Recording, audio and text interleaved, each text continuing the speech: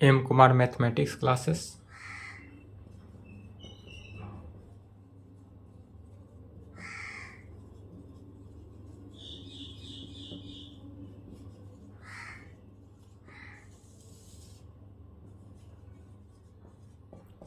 उन्नीस सितंबर हो गया।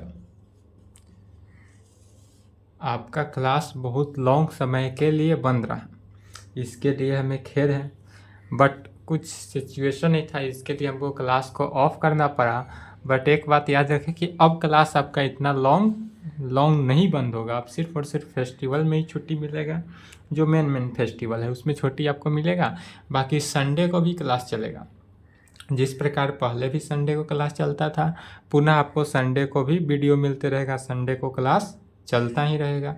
तो आज 19 सितंबर है, 17 को शुरू करना था, बट हम 17 को बोले थे आपको कि परमुटेशन एंड कम्बिनेशन को रिवीजन करने के लिए, ताकि उसका भी आपको इसमें क्या होगा, यूज पड़ सकता है, इसलिए आपने उसको रिवीजन कर लिया होगा। आपका क्लास ऑफ रहा, इसके लिए है दिक्कत, बट अब क्लास ऑफ नहीं रहेगा, पर डे क्लास कंटिन्यू करना है, क्लास टाइम यही रहेगा। तो आज इतना हो गया आपका क्लास 11th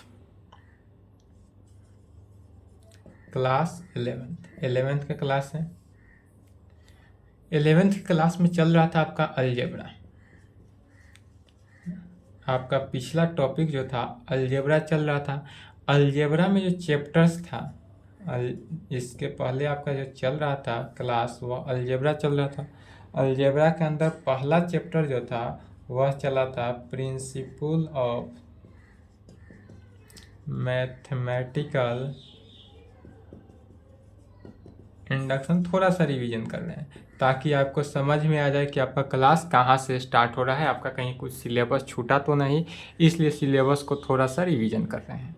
रिवीजन को देखना ज़रूरी है ताकि आपको ये न लगे कि हाँ आपका क्लास कहीं से छूटा। आपका क्लास जहाँ ऑफ हुआ था लास्ट क्लास, वहीं से पुनः स्टार्ट हो रहा है।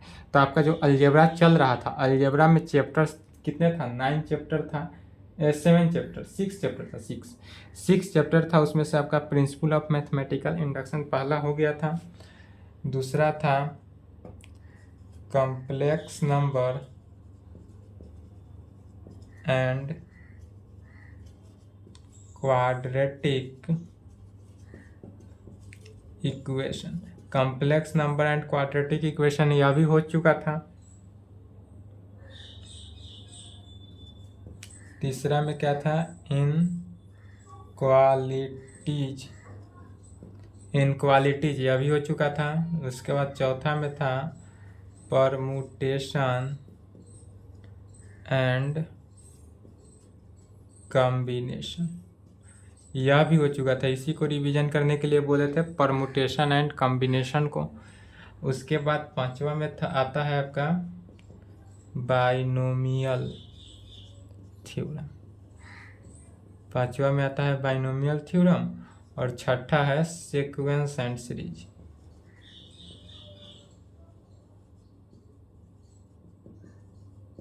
अलजेब्रा का टोटल यही 6 चैप्टर है। अलजेब्रा के अंदर आपका 6 चैप्टर है, जिसमें पहला chapter principle of mathematical induction, जिसको शॉर्टकट में PMI भी बोलते हैं, यह आपका समाप्त हो चुका था। Complex number and quadratic equation भी समाप्त हो चुका था। इनक्वालिटीज भी हो गया था, और परमुटेशन एंड कॉम्बिनेशन का लास्ट क्लास इसका भी हो गया था। उसके बाद इसमें कुछ क्वेश्चन बचा था, जो हम आपको बोले थे कि बनाइएगा, और नहीं बनेगा तो अब व्हाट्सएप पर भेजेगा, तो आप लोग नहीं भेजे, इसका मतलब बन गया। अब शुरू करते हैं चैप्टर 5। अलजेब्रा के अकॉर्डिंग चैप्टर 5 है। अगर NCERT बुक के अकॉर्डिंग देखेंगे तो यह चैप्टर 8 होगा। यह चैप्टर 8 होगा, किसके according to NCERT book. NCERT book के अकॉर्डिंग कितना है, चैप्टर 8 है, लेकिन अलजेब्रा के अकॉर्डिंग चैप्टर 5 हो। तो आज बाइनोमियल थ्योरम देखते हैं, उसके बाद sequence and series. Binomial theorem भी एकदम छोटा सा चैप्टर है, यह लॉन्ग चैप्टर नहीं है। इसका थ्योरेटिकल क्लास एक दिन में समाप्त हो जाएगा, प्रॉब्लम 3-4 दिन चला, 5-6 क्लास में आपका बाइनोमियल थ्योरम समाप्त होगा। उसके बाद सीक्वेंस एंड सीरीज थोड़ा लंबा चलेगा, और सीक्वेंस एंड सीरीज जैसे समाप्त होगा उसके बाद आपका चलेगा कोऑर्डिनेट ज्योमेट्री। तब क्या चलेगा, कोऑर्डिनेट ज्योमेट्री। तो सबसे पहले आज देखते हैं, पहले अलजेब्रा को समाप्त करना है। अलजेब्रा जो चल रहा है उसको समाप्त करना है। सेट थ्योरी आपका समाप्त है, सेट, रिलेशन एंड फंक्शन, यह आपका समाप्त हो चुका है। दूसरा था ट्रिगोनोमेट्री, यह भी समाप्त हो चुका है। सेट, रिलेशन एंड फंक्शन और ट्रिगोनोमेट्री समाप्त हो चुका है। उसके बाद अलजेब्रा को समाप्त करेंगे। अलजेब्रा के बाद आपका आ जाएगा कोऑर्डिनेट ज्योमेट्री, जिसको भी कोऑर्डिनेट ज्योमेट्री चलेगा किसके, अलजेब्रा के बाद। उसके बाद आपका चलेगा कैलकुलस। कैलकुलस के बाद आपका 3D कोऑर्डिनेट होगा, प्रोबेबिलिटी होगा, स्टैटिक्स भी है। 11th क्लास में क्या है, स्टैटिक्स भी है, तो उसको चलाएंगे। तो चलिए सबसे पहले टॉपिक लिखेंगे चैप्टर 5 बाइनोमियल थ्योरम। सिलेबस समझ गए, सिलेबस यही था, सिर्फ एक टाइप रिवीजन कराए हैं कि आपको दिक्कत ना हो। लेक्चर 1 लिख लेंगे, लिखे नहीं हैं, लिख लेंगे लेक्चर 1।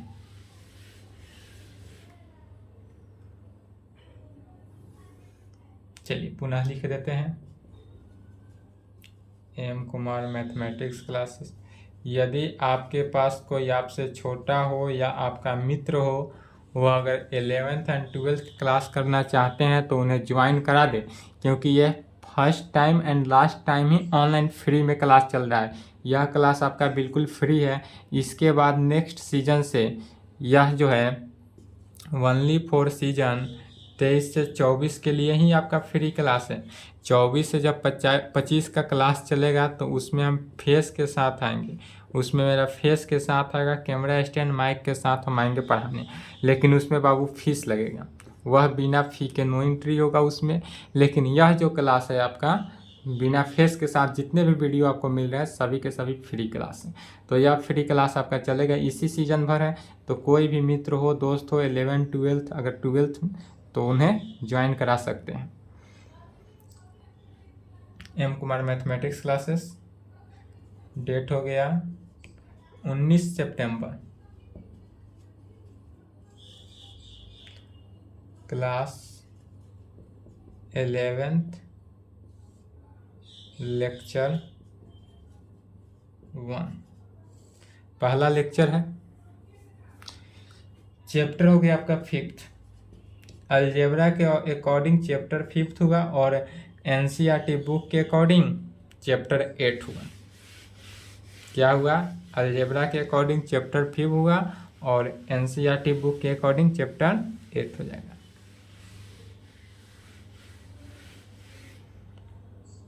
इसमें हम देखते हैं बाइनोमियल थ्योरम।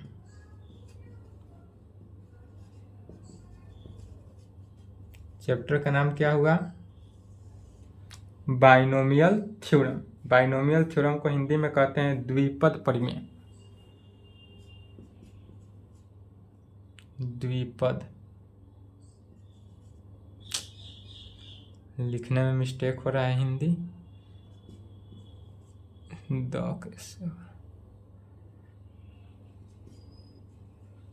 द में आधा ध है, ठीक है, ध नहीं, द में इस प्रकार से रहता है ना, द्विपद बाइनोमियल थ्योरम। द्विपद हिंदी देख लेंगे, यदि मिस्टेक हुआ हो तो सुधार लेंगे, हिंदी मीडियम वाले। द्विपद प्रमेय, बाइनोमियल को कहते हैं द्विपद बोलेंगे, और थ्योरम माने प्रमेय।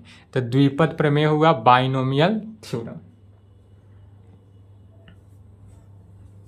इसमें सबसे पहले जो है कॉम्बिनेशन का फॉर्मूला,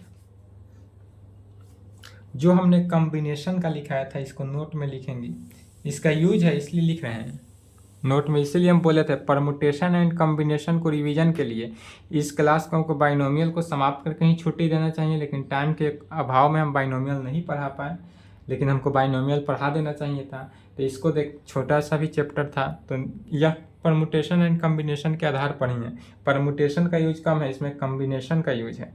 तो कहेंगे एन का कॉम्बिनेशन, याद करेंगे पहला नंबर एन का कॉम्बिनेशन यदि हम 0 के साथ निकालते हैं तो क्या आया था 1।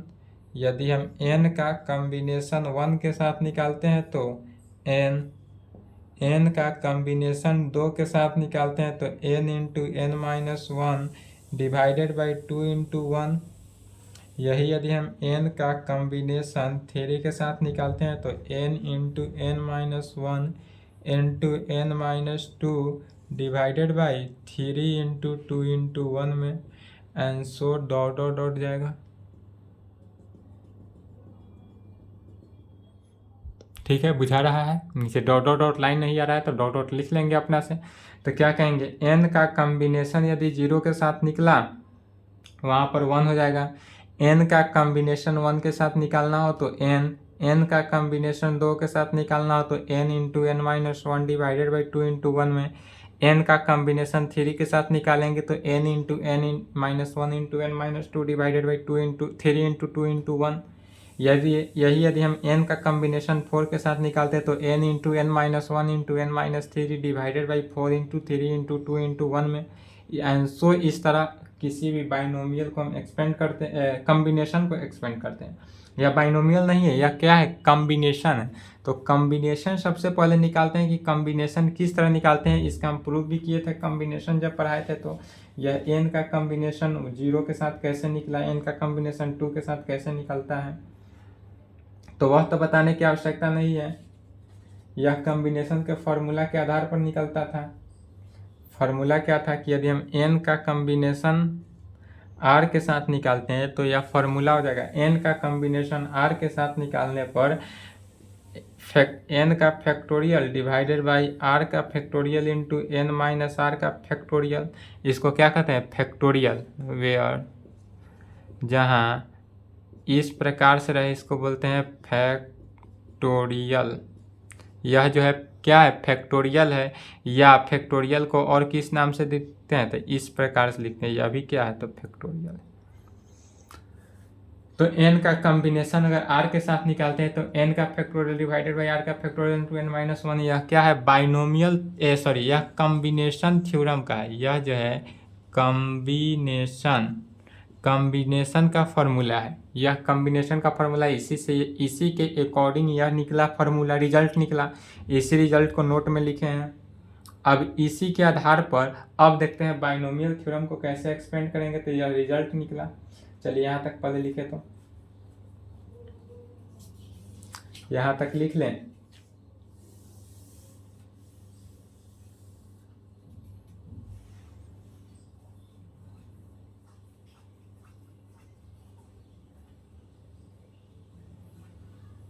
चलिए वीडियो रोक कर लिख लेंगे बाबू।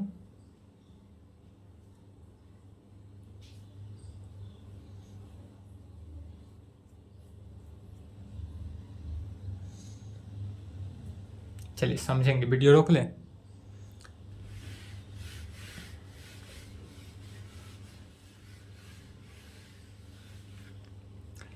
अब इससे रिजल्ट में लिखेंगे, हमको जो रिजल्ट आता है यह n का कम्बिनेशन r के साथ। तो n का कम्बिनेशन जब हम r के साथ निकालते हैं तो क्या निकला, n का factorial divided by n minus r का फैक्टोरियल इंटू r का फैक्टोरियल। r का फैक्टोरियल पहले लिखे या बाद में लिखे उससे कोई फर्क नहीं पड़ा, पहला रिजल्ट हुआ। या इसी रिजल्ट को हम इस प्रकार से भी लिख सकते हैं,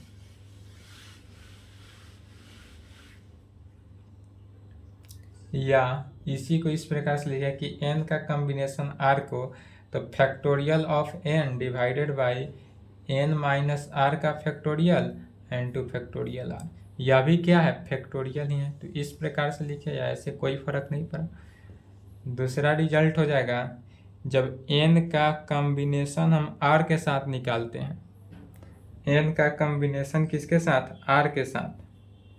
तो n का एक और लिख लेंगे, n का कम्बिनेशन जब n के साथ निकालेंगे तो वह वैल्यू 1 के इक्वल आएगा। ठीक है, ऐड कर लेंगे उसमें। फिर n का कम्बिनेशन जब हम r के साथ निकालते हैं तो वह क्या आएगा, n इंटू सी का कम्बिनेशन n माइनस r में। इस प्रकार से भी एक्सपेंड करते हैं। n इंटू n का कम्बिनेशन r के साथ तो n का कम्बिनेशन n माइनस r के साथ, इस प्रकार से भी एक्सपेंड करते हैं। अब इस पूरे वैल्यू से हमको क्या रिजल्ट मिलता है, जैसे कि एग्जाम्पल में देखते हैं।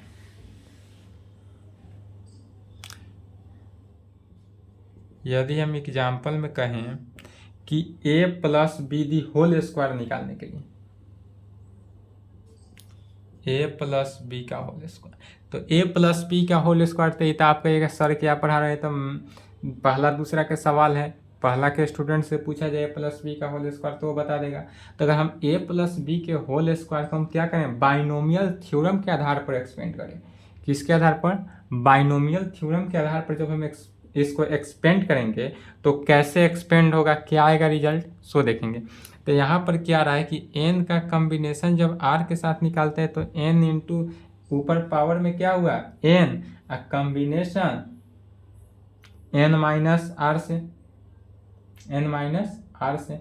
तो इस तरह जब हम a प्लस बी का होल स्क्वायर करते हैं तो इसको सबसे पहले क्या करेंगे, सो ध्यान देंगे, पावर जो होल स्क्वायर है उस होल स्क्वायर का हम कॉम्बिनेशन निकालते हैं सबसे पहले जीरो के साथ। ध्यान से पहले समझ लेंगे उसके बाद लिखेंगे।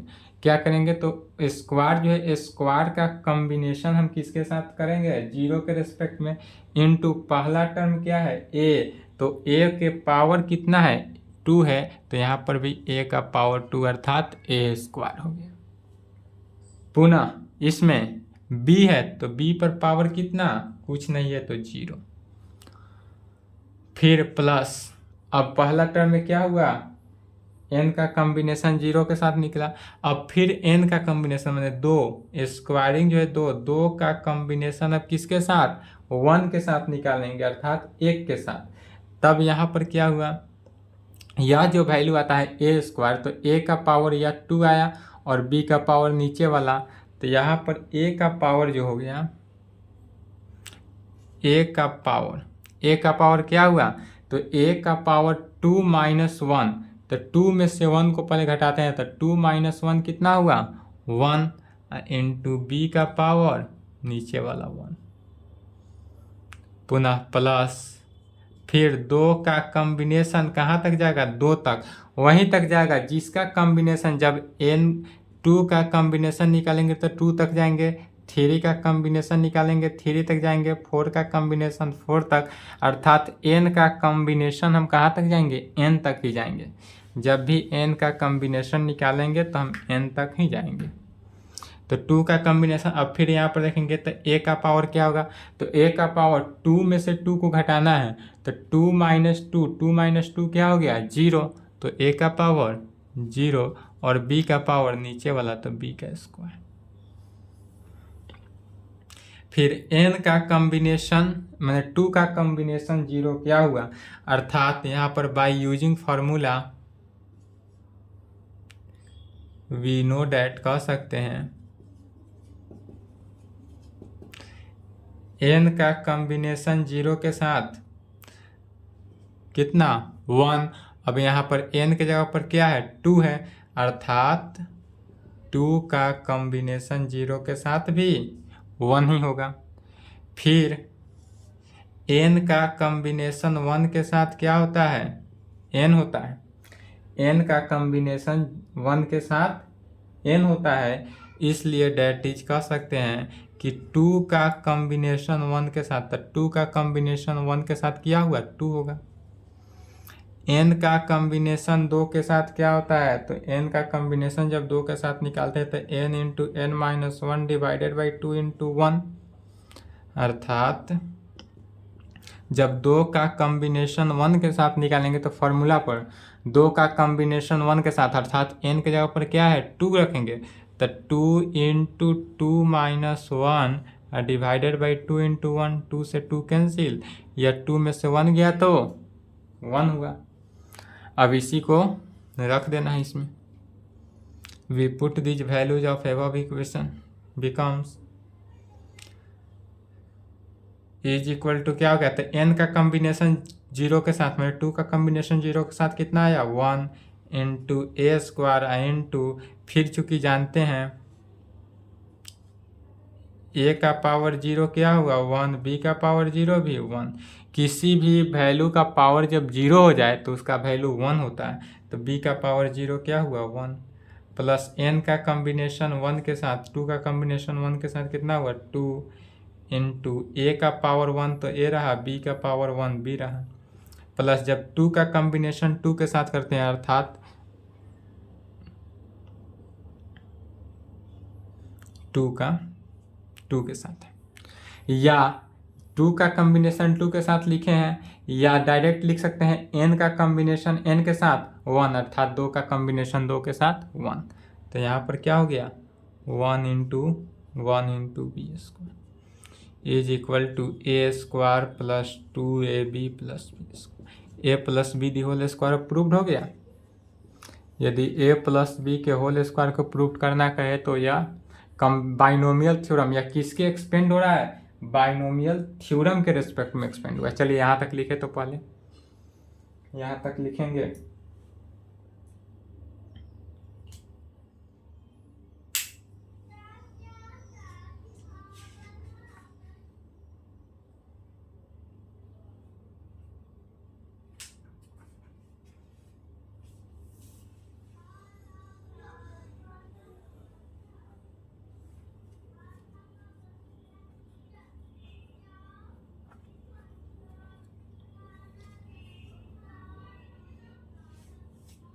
क्लास को अच्छे से कंप्लीट करेंगे।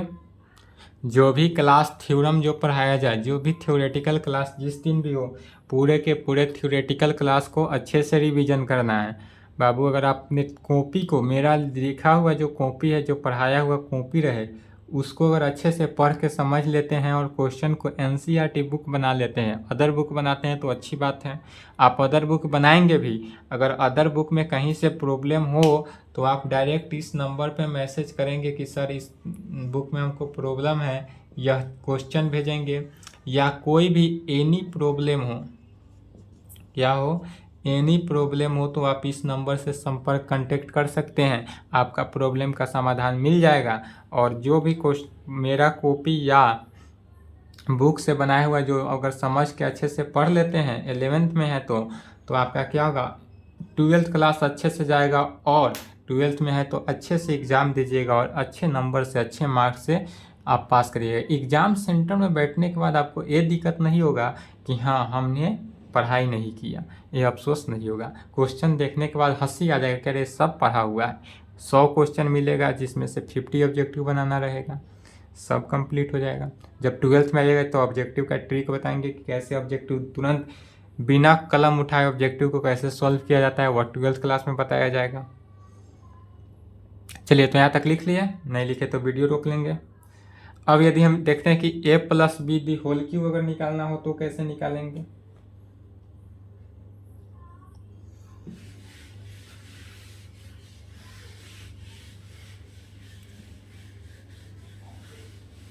नंबर नोट नहीं किए होइएगा तो बैक करके नंबर नोट कर लेंगे।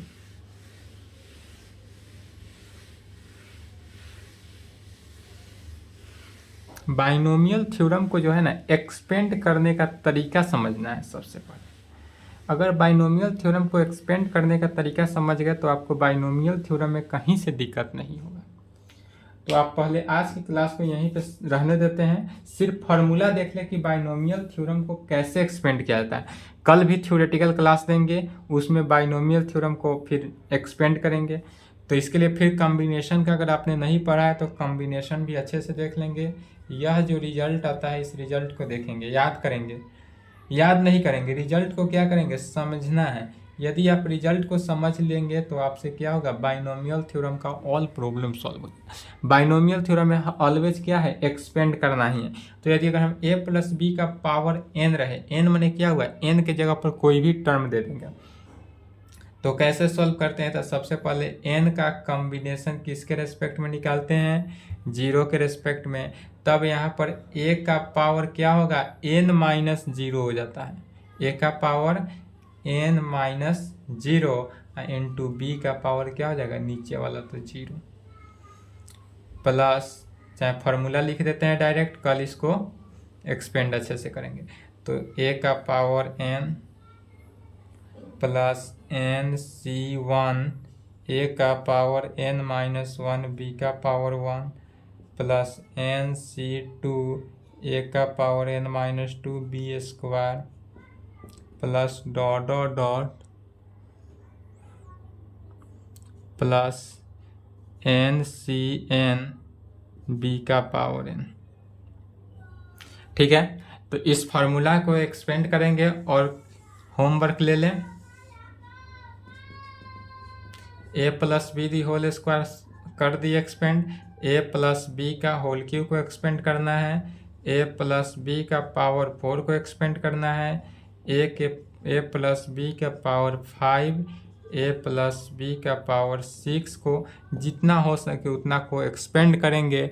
आप जितना एक्सपेंड करेंगे उतना आपको एक्सपेंड करने का तरीका अच्छा समझ में आएगा। तो आज को यहीं पे आज की क्लास को यहीं पे समाप्त करते हैं, यहाँ तक कंप्लीट करेंगे। फिर नेक्स्ट क्लास में क्या करेंगे, बाइनोमियल थ्योरम का ही आपको एक बार और से थ्योरम चलाएंगे ताकि इसको एक्सपेंड करने का तरीका आपको आना चाहिए। बाइनोमियल थ्योरम जो है यह आपको 12th में भी मिलेगा। अगर आप ग्रेजुएशन करते हैं, यदि आप मैथ ऑनर्स से ग्रेजुएशन करेंगे तो भी आपको बाइनोमियल थ्योरम का ही आवश्यकता पड़ेगा। इसलिए आपको क्या करना है, पुनः एक बार और रिवीजन करा देंगे ताकि आपको दिक्कत ना हो। तो चलिए आज की क्लास को यहीं पे समाप्त करते हैं, यहाँ तक कंप्लीट कर लें, इसके आगे नेक्स्ट क्लास।